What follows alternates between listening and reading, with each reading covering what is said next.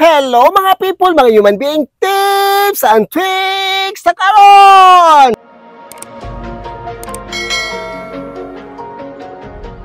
May customer ako, alam ba ninyo kung saan galing si ma'am? Galing siyang US. Ngayon, basta Pilipina, uwi tayo sa Pilipinas, no? So ngayon, ang ano ni ma'am, challenge ni ma'am na ipariban tong buhok niya sa akin niya. Yan ang buhok ni ma'am. Super kulot, super kinky. Sa tingin ninyo, anong gawin dyan? Subukan natin si Bundastic dito para masubukan din ni ma'am kasi first time ni ma'am dito sa akin na magpariban. Galing pa siya US, no? Pero ang layo-layo niya napunta siya sa akin. Ganon. Medyo makapal ang buhok ni ma'am. Ni ma'am girl. Nag-sectioning na lang ako, naglagay ng Bondastic kawas para isa-isa sila maglalagyan ng mga kawas kasi dahil dyan sa super kulot-kulot ang buhok ni ma'am, dapat malagyan talaga para magpantay yung rebonding mo.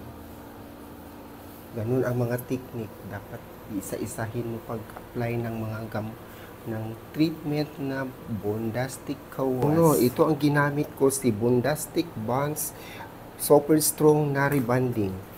Sinubukan ko to sa buhok ni ma'am kasi ang kulot buhok ni ma'am, medyo kinky, no? Makita natin, sinubukan ko kung mo straight ba tong buhok ni ma'am kasi ang sabi pa ni ma'am, hindi pa daw niya na-try naka-straight sa kanyang buhok. Pero napariban siya noon, pero siguro nagbuhaghag pa kahit nariban siya, ganun pa rin ang buhok niya, may konting buhaghag. Ngayon, i-try natin to si Bundastic. Diba kanina nakita ninyo, buhaghag at saka kinky yung buhok ni ma'am. Ngayon, kita ninyo, di ba, so, mas straight na siya. Paghila ko yung sa plansa, kita ninyo na straight ang buhok. Sana hindi na bumalik pagkatapos kong mag-neutralizer. Pag makulot yung buhok, ganito magplansa. Medyo matagal sa buhok para siya ma-straight talaga. Pag madalian mong plansa, hindi siya straight, pero dito sa dulo wag masyado kasi rebonded to, siguro mga hapit na mag 2 years na itong buhok ni ma'am girl. Nung nilagyan ko ng Bondastic rebonding, parang hindi na siya matagal nag-straight ang reaction kasi galing si ma'am sa US, so palagi siyang naliligo ng warm water, yung medyo mainit. Madali lang maluto ang buhok, lalo na pag palagi kang naligo ng medyo mainit. Yan, di ba kanina super kulot, ngayon straight na siya. Malapit na akong matapos magplansa, pero nakita ninyo na straight na inyang buhok. Pero ngayon, ang sinabi ko sa inyo na baka hindi ako sigurado, hindi ako sigurado sa resulta sa buhok niya kasi super kinky. Ito si Pixel Cream or Neutralizer. Ngayon, nagtimbang ako pero makapal yung buhok, medyo marami ang gawin nating Bondastic na Pixel Cream kasi ang daming buhok ni ma'am at saka dalawang ouch! Sandali lang pa na parang siya. Okay lang yan. Dalawang serum ang ilagay ko. Ito, dalawa sila.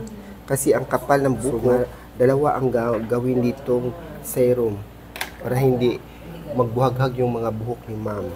Ngayon, ang ginawa ko ay naglagay ng neutralizer. Parang daming buhok ni ma'am. Parang naubos yung isang pouch na 400 ml na Bondastic Pixel Cream. Ngayon, ayan ang buhok niya. Ang purpose ni Pixel Cream para hindi na bumalik yung kanina nakita niyo sa video dyan na ang buhok niya ay parang kinky. Sana hindi na siya bumalik para hindi na si ma'am at ako rin mag-uol. Parang hindi kami satisfied sa aming rebonding, pero para sa akin parang na straight naman. Kaunti lang. Gemma. Ganon.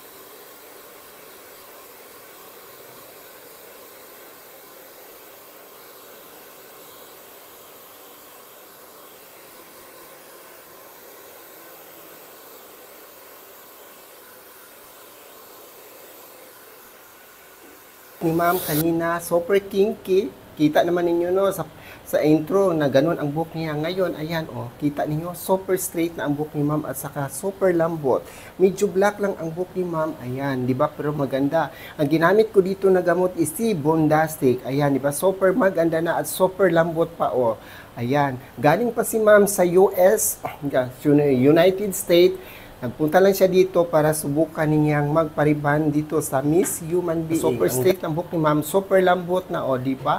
And don't forget to subscribe my YouTube channel, subscribe, like, comment below, and thank you for watching. Subscribe Miss Human Being. Thank you for watching. Bye!